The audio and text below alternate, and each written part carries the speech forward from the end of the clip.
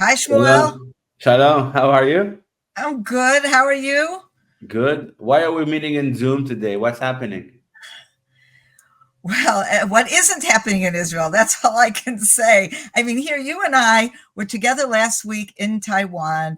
We had a wonderful week with new friends and old, and made wonderful connections, and really had a chance to give people an update on what's going on in Israel. And then as soon as we get back, it's as if our whole update is turned upside down because everything changes when Iran attacks Israel Saturday night. Right, right. Before we're going to jump into the subject of Iran, which is obviously the hottest news, or I would say, one of the biggest incidents of our lifetime. We might even say that. I want to go back actually to the trip in Taiwan and share with the people here something, an insight I had. So we arrived to Taiwan like a week ago, and it was a couple of days after the earthquake. So you probably heard of the earthquake in Taiwan. So the truth is, I actually connected Sandra and told her, was before we left Israel, I said maybe we shouldn't go. A disaster. Who knows what's happening there? You were very relaxed about it. You said no, and actually, our people, our hosts in Taiwan, immediately wrote back to say it's okay, you can come. But during the week, one of the strongest insight I had about Taiwan, which I don't think that I really captured the story of Taiwan yet, but one of the insight is the fact that they are used to earthquakes. They're not. It's not a big deal for them. It happens once in a while, and they know it's gonna come. Sometimes it's bigger, something it's smaller, but they know it's happening. And when you live in a place that you're used to something that's going to come eventually, I think you're more relaxed and you're more, you receive it better. We from the outside look at it like, wow, it's the end of the world. But for them, they were like, what? It's nothing. It's like another earthquake. So I compared it with our security situation, right? There are waves of security issues. Sometimes it's small, sometimes it's big. Sometimes it's like stoning on the road here, right? Let's take our corner here, and sometimes it's shooting because 2 weeks ago they were shooting here on the road, and sometimes it's huge terror attacks. Sometimes it's a massacre in the south. So those waves of events to compare with the situation we had in Saturday night is like the mega earthquake that everybody anticipated that will arrive and indeed arrive. So I want to take you back to maybe the beginning of the weekend. We land and we begin to hear the news that something big is going to happen. So take me through what you experienced during the weekend, Shabbat. Well, before Saturday night, everything was kind of normal. Yeah, people were already talking about threats from Iran, but I have to tell you, as someone who has been through so many crises in Israel and wars and intifadas and terrorism and all that kind of stuff, I can't get excited about anybody. It's like what you were just saying now about the earthquakes. You know what this reminded me of? I have to tell you this story. Many years ago, I think it was like 24, 25 years ago, when we were at the beginning, relatively at the beginning of our work, I was in Colorado, and I had a meeting in Denver on a Sunday afternoon, and then I was supposed to drive to Colorado Springs and stay overnight, and then I had meetings in Colorado Springs the next morning. Just as I'm leaving Denver, there's these snowflakes that start coming down. Now, at the time, it had been quite some time since I had driven in snow, and I didn't even think, as I see these snowflakes, that maybe I'm going into a storm. Before I know it, I'm on the highway and traffic grounds to a halt, and I can't drive. The highway is filled with snow, and every time I try to drive, I'm like slipping and sliding all over the place. I am in huge panic territory, and I'm driving very, very slowly, and I say, that's it. I'm getting off at the first, exit I can find. I get off, and I call the fellow that I'm supposed to be meeting. And I said, that's it. I'm staying here. I'm not going any further. I was panicking. And this guy said to me, Sondra, I don't get it. You drive all through Gaza. Now, in those years, this was like 2000, Gaza was still in our hands. She goes, you go all through Gaza. You drive through Khan Yunis. You drive through the city of Gaza. You drive everywhere. And you're telling me you're afraid of a snowstorm? And I said, Gaza's nothing compared to a snowstorm. And it really is a question of what you're used to. And here, we've been, Netanyahu has been getting up at the UN and getting up on every forum for years. Iran, nuclear, and it's not like the boy who cried wolf. I mean, we take it very seriously, but it becomes so big. It's like, you can't comprehend it. But then Saturday night, after Shabbat was over, and we turn on the news, and it sounds much more serious. And then, like, I don't know, 11 o'clock at night, they said, for sure, tonight, there's going to be an attack. We were at our friends, actually. Yes, I want to stop you for a second. I just want to tell you that at that moment, it was a funny moment, because for me, Saturday night, I came here to Karna Shimon with my wife to listen to a shiur, to a teaching by a famous rabbi that came to town. I hope you went as well. I went to the earlier one that afternoon, yes. So I came here especially to hear him Saturday night, and I drive to Tzufim, and I ran out of fuel, so I went inside the gas station in Feminashe, and I went inside to buy, like, I don't remember, something for the kids. And my wife comes to me from the car. She leaves the car. She comes to me and she says, "Come fast. It's happening." I enter the car. Okay, so it's happening. And then they say on the news, it was launched a couple of hours ago, and in 6 to 8 hours, it will arrive. Right? Wow. Okay. Crazy. I know. And like, we saying the same thing. So we were with our friends. Now, we have old houses. Our houses were built in the 80s. We don't have safe rooms or shelters in our homes. We have these old-fashioned bomb shelters on our street, like, every 10 houses or something. And so we were with our friends who lived 2 doors down. The shelter's in between us. And so we saw, it's starting. I said, okay, I'm going home. And we said to each other, we'll probably see you tonight. Okay, we go home, we go to sleep first of all, we watch more news. We see that it's on its way, and they even give a time frame. They said the first ones are going to land at 2 a.m. Okay, and this was about midnight. We said, go to sleep, but we went to sleep, dressed decently, so because we knew we were going to have to go outside. Sandra, were you able to fall asleep? Yeah. You're special. I tell you this, and I said this to our friends in Taiwan. You heard me say this a number of times. Years ago, in the middle of the second intifada, every time we left the house, we knew we could be shot at. Every single time. And people we knew were really being killed. I had dear friends who were killed, or I have a very close friend who was paralyzed, in a wheelchair ever since. So there was a real danger. And I remember at that point, I said, you know what? If that bullet has my name on it, so be it. I'm just doing what I need to do and leaving the rest in God's hands. And that's just been my attitude ever since. So I feel like, okay, if Iran's going to kill me, they're going to kill me. First of all, I don't think it was the story of us specifically, because we, one of the advantages of living where we live is that we are surrounded by Palestinian Arabs. So always in your mind, you think, oh, they're not going to attack here. It's like, but they don't care about their own people. That's true. But I want to say that the feeling, the notion we had was, is it the end? Like, where Israel is going to be attacked? The bases, they talked about electricity going down. There was a lot of fear in the air. I would say that the surreal part was the fact that they tell you an attack, but in 6 hours, in 4 hours. But I would say that I heard it on the radio. There was a phenomenon. So Sondra, you didn't participate in it, but they called it the Sunday jet lag, because people in Israel weren't sleeping that night, and yet Sunday was a regular day. I would say there's not school, that like all the kids were at home, but many people had to go to work, and you had this feeling, I didn't have a good night's sleep. They called it the Sunday jet lag. Wow. But continue. You were okay. You went to sleep. No, but the thing is, I didn't have a good sleep because I got woken up at 2 a.m. with this siren. Okay. Believe me, that siren, you can't miss it. And of course we jump up, and even though you're prepared, you're not prepared. Like Ed said, come on, let's go. And I'm like, huh? What's going on? What was that? Where did I hear that? He said, let's go. So we ran out and we go to the shelter. And that was the surreal part, because there's all the neighbors from the neighborhood in their pajamas, everybody in this shelter.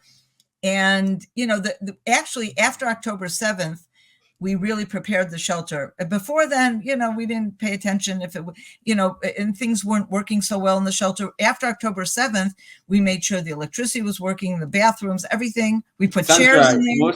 most of the places called those shelter like an extra storage room, right? People Right. would throw their trash into it and they would just keep it, because it's important to know that these shelters were around from the beginning, right? Yeah. From And the they time were, our houses were built in the 80s, for sure. and I think you used them maybe in the Gulf War in the No, 90s. you know what? They told us not to. And that was in 91, that Yeah. war, because this was crazy. That was the first real war that we were, subject to. But they said, no, the shelters are not a good idea, because their biggest fear was chemical warfare. And they said that you're better off in a regular house, not in a shelter, where you have plastic on your windows. This was insane. We put plastic wrap on our windows to protect us from chemical warfare. And, but they said that there you had so little time that and the danger of going outside was so great that they told you not to go to your shelters. So we didn't even use them then. So that means that for 30 or something years or 40 years, this was an extra storage room for people to store their rubbish and things that nobody uses ever. And now, in the beginning of this story, it needs the IDF told the people, please evacuate all your things from Right. there, make this place usable. So, can you describe what is the shelter looks like? Is it big, small? What do you have inside? Just for people who never experienced, hopefully. Okay, so first of all, it's made of like reinforced concrete. The walls are like this thick, Right. and there's a door that you can barely, it's so heavy. In order to close the door, we have to wait for the guys to come and pull the door shut. That's how heavy the door is. Like the story of Jacob and the well, right?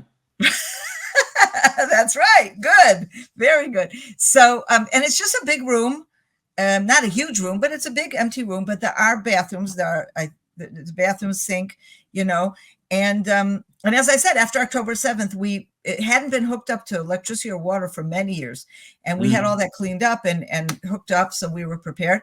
And so when we came in, there was a light on, a small light.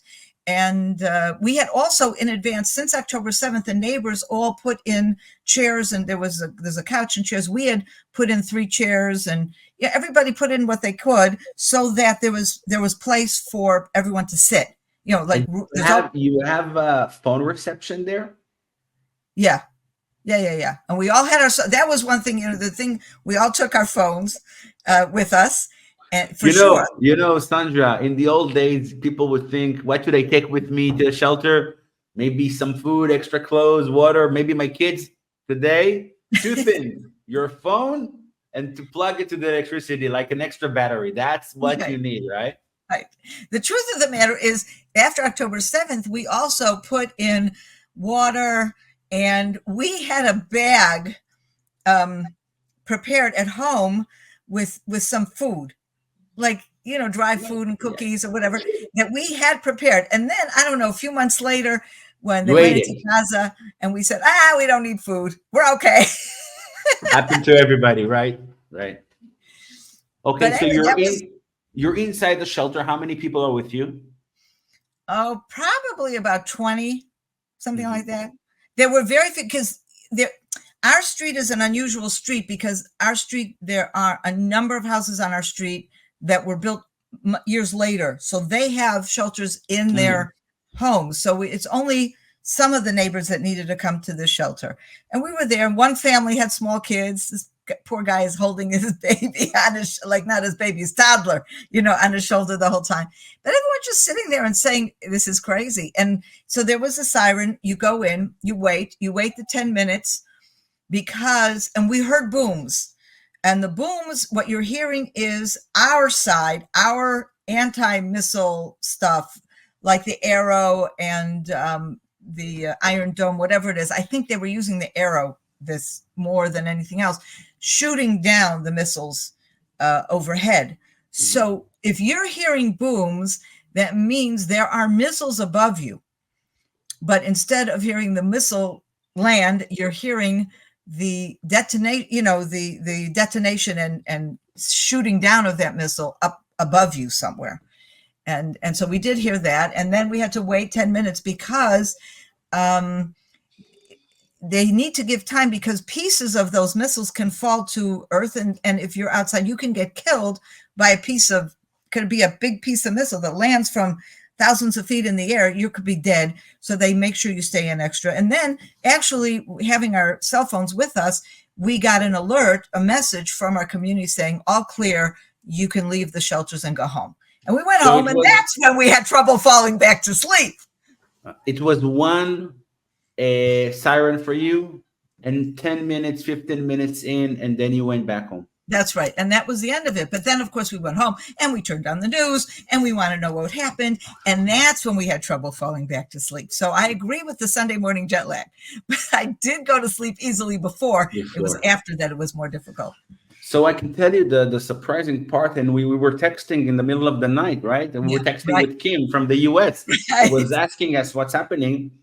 And we live how long? 10 minutes away, right? Drive. Right. We didn't have a siren. So we told our kid to sleep. We have a sheltered room in our home. And we told the kids to sleep there together. Actually, my mother was with us as well, but she was in a different room. And I told her, if you hear a siren in the middle of the night, come to this shelter room. No panicking, no anything. I must say it was very relaxed because we were anticipating it, right? We knew it will arrive. Now, how exactly? We didn't know what's going to be the result. So Michal could not fall asleep before. So we were in the middle of actually, reading. She was reading, and I was like, it's so weird. There's like an attack coming. Now that's the time for read. I was upset with her. I said, this is not. She says, no, I'm stressed, and I don't want to be on the news, right? We don't have a TV, so it's like it's on the news, like on the phone. And she wasn't falling asleep and whatever. And then we were waiting for the siren. And then she wakes me up and says it started again, as she did in the gas station. So we woke up, and we go to the window and we see those anti-missiles shooting from a hill above us. Wow. And we see it like going, and I have videos of that. Like, actually, I'm going to post it. I see them going. I say, okay, it's happening, but there's no siren. We go on the app. Okay, we have an app of all the sirens in Israel. And I see all of Israel is under attack. And I must say, I've noticed, and I have a photo, a lot of the sirens were into Judea and Samaria. All of the areas in Judea and Samaria were under attack, in Jerusalem, in the south, and this and that. And exactly, you see friends texting you, this is from my home. Look what I see from Jerusalem, from me, from there. It was very intense, but we never had a siren in our home. And the kids continued to sleep well. And we were just, seeing whatever we have there. And I was like, okay, so it's done.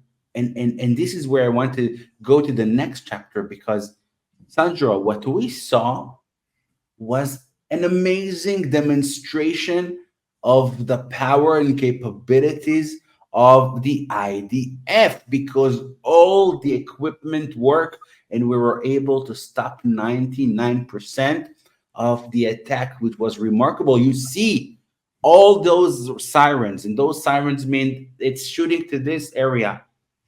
We don't know what happened, right? Because you were in the shelter, I was at home, but shooting and aircraft and missiles, and it was done. And 99% weren't penetrating, and we were like going back to sleep, and like nothing happened. So how do you convey this message after 99% of them stopped? How do you feel the next morning? So what do you think about, what does it mean about Iran capabilities? What does it mean about the IDF capabilities? And what do you have in mind after that? Well, so first of all, I think there's a part of me, and my husband and I would get up together, and again, that surrealistic feeling remains, like, can you believe we were attacked by Iran? like you talked before about the earthquake. Warnings about earthquake, even in Israel, have been for years, and we haven't had one. And it's the same thing. Warning by Iran is going to attack. And yes, we're constantly being attacked by Iran. In fact, Hamas is Iran, and Hezbollah is Iran, and all these By the horrible people, proxies of the Iran. proxies. But the fact that they would actually, do this directly, it was crazy. So it was, in a way, it was like hard to fathom what was really happening. And of course, there was a tremendous call in Israel to respond, and a lot of curiosity. How would we respond? I think there was amazing gratitude for the IDF.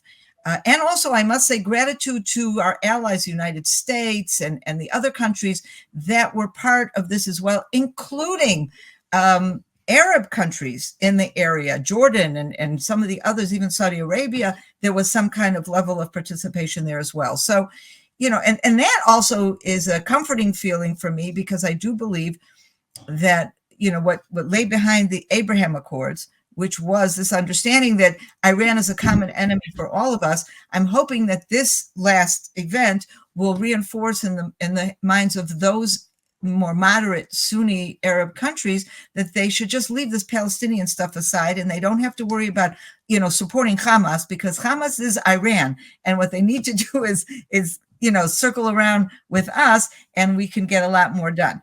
But, then I have to tell you something else. So that morning, like a few hours later, I got my nails done. See, everybody, I got my nails done because Passover is next week. So I go to this woman who has a little salon in the community, and I'm sitting there, and then another woman, just as I'm finishing, another one came in for her appointment. And then we're sitting there, and that other woman that came in, we're talking about what had happened the night before. And she said, how can anybody, after what we saw last night, not believe in God? How is it possible? You see, God has a whole protective shield over us. And the way she put it was so true, was so clear. I mean, we're amazed at the IDF. But every single thing the IDF did, a second off would have been disaster. And to coordinate 331 separate attacks, and to make sure all of that was coordinated and everything went well, that's not just the IDF, and that's not the Americans. Biden is taking credit, and no, all these are important and instruments, but it is God above us who ensures that this actually works. And I think we have to just remember that. That is amazing. I agree, and I will add more than that. Everybody post this photo of a hand on the land of Israel, the real Iron Dome, and I think that it's really, in so many ways, we're smiling now and we're laughing, and this is a very cheerful Zoom. People would see that and they're crazy. Those people, they were just attacked by Iran, and I think in life, and I wrote it to my friends. There was a TV show I watched once. And there's a story there, a line of the story, that two people have a bet, and the loser needs to get 5 slaps in the face. That's the bet. So he gets the first one, and then the guy wants to torture him, and he says, "No, you wait with the second one." And the fear from receiving the second slap and the surprise factor, that's really the hardest part. And I think at this situation, we really felt the surprise element. And Iran was, I would say, I give them the credit to be brilliant in the fact they used the fear factor of when will it come. And people were stressed. People were under a lot of stress. I said many people could not fall asleep, not like you, but many people really had this feeling. And I would say more than that. Last night, I went to a wedding. Friends from Hong Kong came especially at a date 6 months in advance. They flew the family in. They had a wedding. And now imagine them 2 days before the wedding having this attack. First of all, by the way, there were changes in the flights coming to Israel, Right. and many people did not show up. But other than that, there was a wedding. And last night, I was dancing in a wedding. And the mother of the groom said, I wasn't sure this wedding will happen. It was 48 hours ago, which is remarkable. So we had a huge element of surprise, a feeling that who knows what. And we were witnessing countries like Jordan and in Saudi Arabia already, they confirmed countries that were targeted by Iran, telling them if you're going to open your airspace to Israel, we will attack you. And they weren't afraid, and they went with what just you said, the Abraham Accords, the agreement, the philosophy behind it, that there are bigger motivations to control yourself and to protect and to be on the right side from only to satisfy your goals as a country. But this is something new, and this all beginning of they are opening fire against us, and they understand that we will answer. And of course, the big the frightening part here, and this is something where everybody's asking themselves, is like, what's going to be the next move? There's two ways to look at it. One move can say the truth is Israel started by killing the commander in Lebanon. So it's important to note, and I've learned it. I've learned it. I just realized it. Who was this guy? I don't remember his name. We don't care about names. His name is going to be rotten. But Some who was terrorists, this guy? we erase But, their names. right. But this guy was a serious person in the El Quds force. What is the El Quds force? And it's important to note. First of all, Iran lies about the attack was in an embassy. It wasn't in an embassy. You can go on Google Drive, Google Maps. You can see it was in a building nearby. That's number one. But who was this guy? The El Quds power, and it's important to note, this is the power that Iran is running to coordinate attacks between other countries. In the end of the day, Iran, they don't speak Arabic. It's not their language. They speak like Persian. That's the way you say it. And you need to have people that coordinates those attacks. So what happened in that meeting was a really high-ranked general from their power orchestrating another attack, maybe from Gaza, maybe from Lebanon. But that was the way they worked all the time, using their proxies into attacking Israel. And we saw that all the time. The first opportunity we had now, it was a brave moment, and we took it. Now, as I said, two ways to look at it. Number one is like, we started, you answered, nothing happened, let's continue. Or I'm praying for that this will be an opportunity for the state of Israel and for the ITF to finish what needs to be finished in Iran, because this is the reality. For years now, they are developing their nuclear power. We know that was the biggest story in the Trump administration. Before that, in Obama, for years they're doing it, and I'm sure Israel can do a lot of damage there. I don't think they can go into the deep shelters of where the nuclear is, but there's a lot of damage needs to be done. We need to bring Iran 30, 40, 50 years back. It's an obligation. And now everybody in the world, again, this is an opportunity. It's like what happened in the 7th of October. There's such an incident. Everybody's shocked. Everybody's in your side. Go and attack. And right now, it needs to be said that the U.S. also has another component going. Right now, they saw the attack for us. And on the same time, it's on the news. The Hamas are rejecting every offer that the U.S. brings to find a resolution to the issue. It's a different topic, but all of this puts us in the same situation. We need to go full steam ahead. We need to do what we need to do in Rafah, and we need to do that in Iran. And I think and I hope that gave us this motivation. We are smiling now. We are happy. We're cheerful because we saw the ability of the IDF, as you said, with the help of God. Everybody saw it. And in the days of Pesach, of Passover, we're standing, we have this stronger devotion of like, let's see some miracles. And I wanna swag exactly to that. This is Passover. How is a regular week of Passover look at your home, and how this week looks, and share how does it feel all around Israel with you? Well, yeah, so Passover is something that comes every year.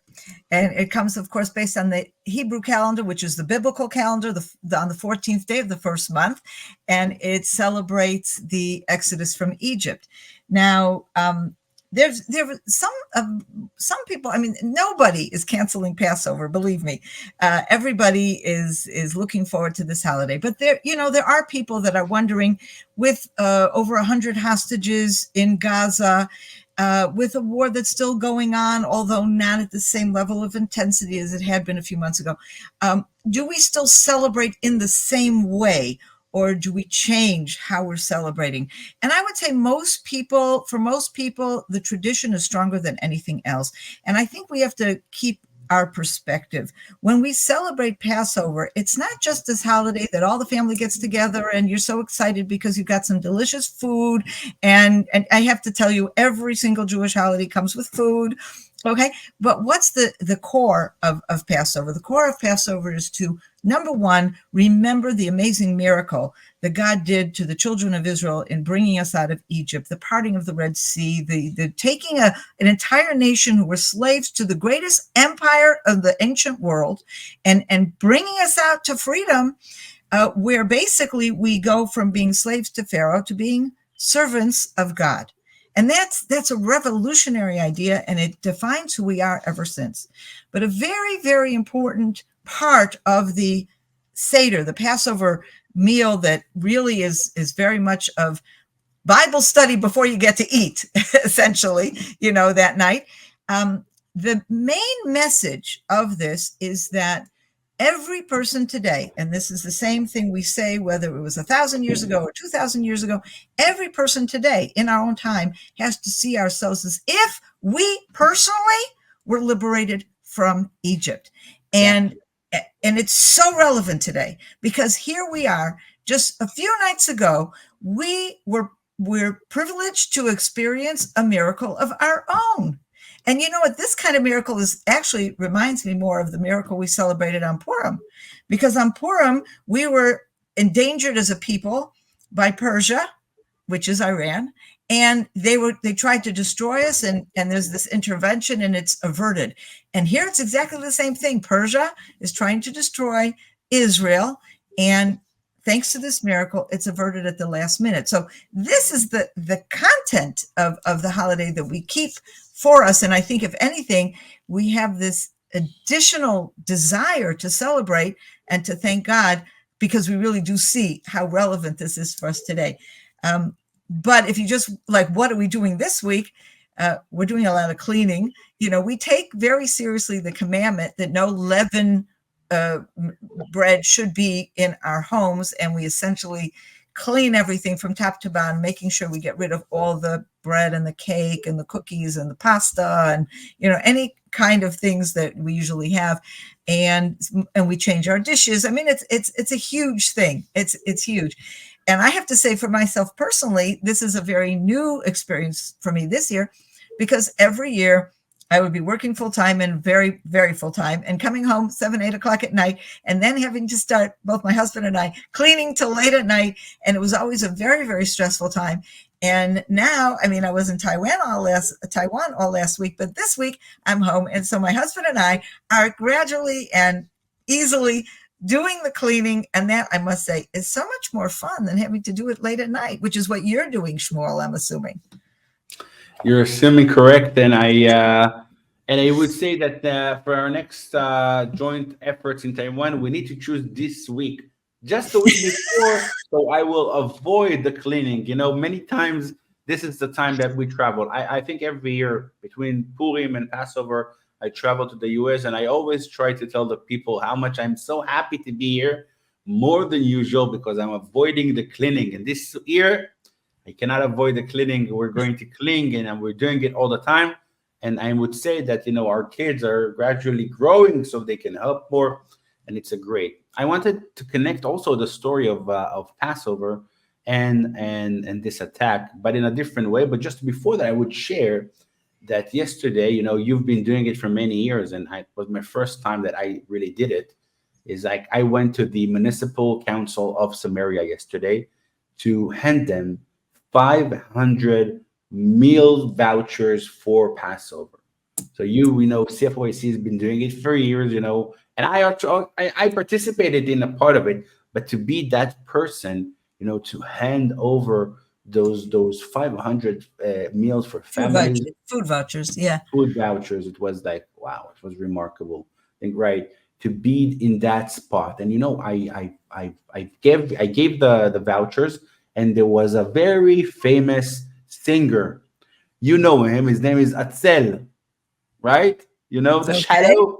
He's like a Yes. rapper, like an Israeli rapper, whatever. Right. It's not that my type of music, whatever. But he was there, and as I came, and the head of the municipal council, Yossi Dagan, came to him and said, this is Shmuel, and they run an organization, Christian Friends of Israeli Communities, and look what they're doing for the people of Judea and Samaria, and how much help they give.